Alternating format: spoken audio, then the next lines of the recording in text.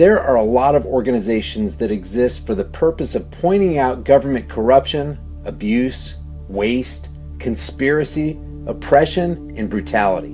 And it's a very valuable service showing people all the nasty things that those in power are up to. However, while there have been people screaming, "Look how bad this is," for centuries, righteously condemning various misdeeds of the powers that be, most of those people have focused on the symptoms of authoritarian power instead of on the underlying causes. By analogy, imagine going to a doctor and having him tell you that you are really, really messed up. Then you ask exactly how and why you're messed up. What's the cause? And what can be done about it? He doesn't really know, but he's very eager to keep telling you how doomed you are. Yeah, it's good to know how bad the situation is, but at some point, merely telling you how unhealthy you are doesn't really help all that much. But when you ask him what to do about it, he just says, "I don't know, maybe take an aspirin or something." It doesn't take any great perceptiveness or astute powers of observation to notice that a lot is wrong with the world today. But if those loudly reporting the wrongness aren't also aware of the root causes and what can be done to actually change things, then the message just becomes frustrating and depressing to listen to. And if people continually express righteous anger and indignation at the injustice they see, only to then propose pointless, worthless solutions, or no solutions at all, that doesn't really help. A lot of times you'll see a completely justified expression of outrage over yet another example of police brutality, followed by some vague, impotent call for accountability. Or you'll see yet another example of political corruption, followed by a plea for people to vote harder. Or you'll hear of the latest fascist legislation being proposed, followed by a suggestion that people write their congressman. All of these are fine examples of how simply knowing that something is wrong is not the same as knowing what is wrong, or having any idea what might actually stop it. Henry David Thoreau was so right when he said, "There are 1,000 hacking at the branches of evil to the one who is striking at the root." Does anyone really believe that getting one sadistic cop fired is going to somehow reverse the many decades-long trend of the country stampeding towards totalitarianism? Does anybody really believe that voting a particular scumbag out of office will make the rest suddenly become angelic and noble? Does anybody really think that holding another protest where people loudly complain at professional liars, thugs, and thieves is going to make the politicians suddenly acquire a conscience? When people who are anti-status say such things, a lot of times activists will object, saying, "Well, at least we're doing something by voting, petitioning, campaigning, and complaining." But if you're doing something that has no record of success and no chance of success, what's the point? If it's just to feel better about yourself while accomplishing nothing, then have fun with that.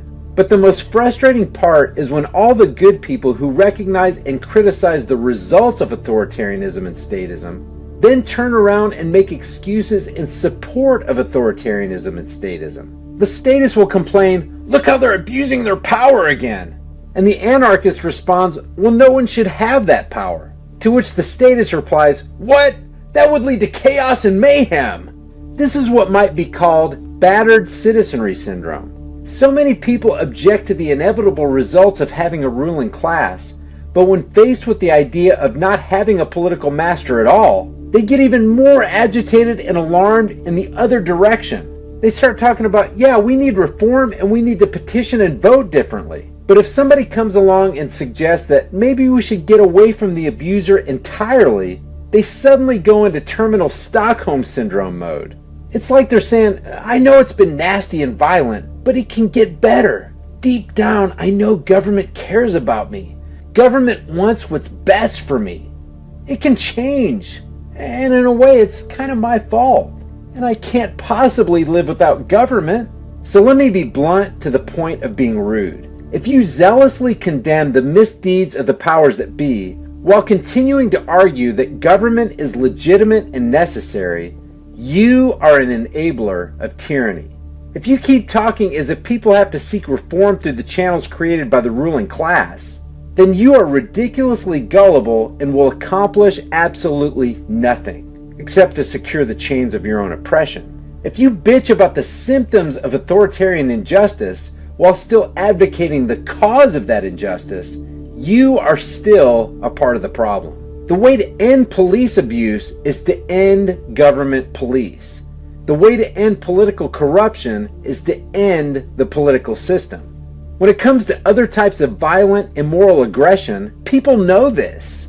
Do good people advocate reforming or limiting murder, theft, and assault? Or do they advocate ending those things?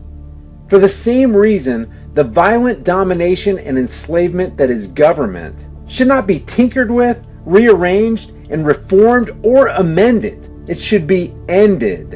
And that starts with people recognizing the fact that calling extortion and thuggery law doesn't make it right. And calling a gang of violent parasites government doesn't make their actions legitimate. Until all the statist protesters and activists realize this, they will be little more than slaves, begging their own masters to please whip them a little less often. Guys, thank you so much for watching my video. If you enjoyed it, give it a thumbs up and share it on Facebook, Twitter, and Instagram. If you want to see more videos like this, click that big red subscribe button down there, and as soon as I upload a video, you'll be one of the first to see it. If you want to support this channel, pick up one of these hard-hitting, conversation-starting shirts. You'll find the link in the description below, along with a plethora of other hard-hitting, high-impact designs. Remember, guys, the price of freedom is eternal vigilance. And indifference to this notion is the means by which the people will secure their own oppression. Let's stop securing our own oppression, and let's start today. I'll see you guys in the next video.